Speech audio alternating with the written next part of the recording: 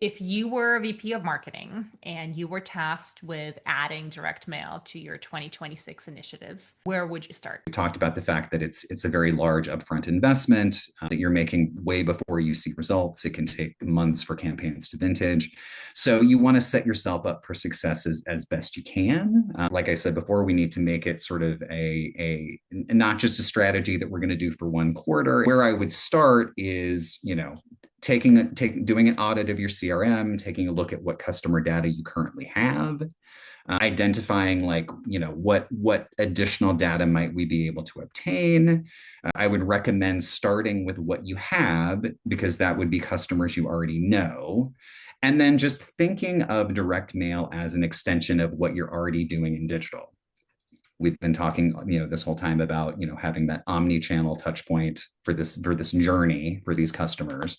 That's how I would approach it. I would make it an additional touch point that you're adding to your digital campaigns. Capitalize on the messaging that has worked for you in digital. The nice thing about direct mail is you generally have more real estate on the marketing piece, so you can go a little bit more in depth into that story. But I would align the basic messaging and the look and the feel with what you're doing in these other channels.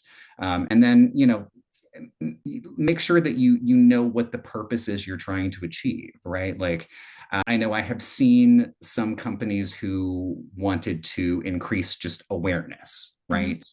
Um, Direct mail is not a great awareness strat, right? Like, I mean, I think Yes. direct mail works best when you are focusing more on direct response, right? So think of it in that way.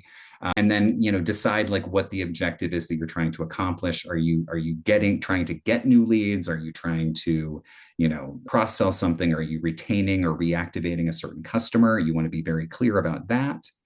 And then, I would start with piloting one or two campaigns. The one thing that I will say that, some people don't necessarily think about, particularly in industries like financial services, pretty doesn't always win, right? Like when it comes to direct mail pieces, sometimes that plain white envelope with a simple letter on the inside is going to beat anything is sparkly and shiny and you think is amazing looking. So, consider that. Um, but that's kind of where I would start in terms of your consideration. Okay.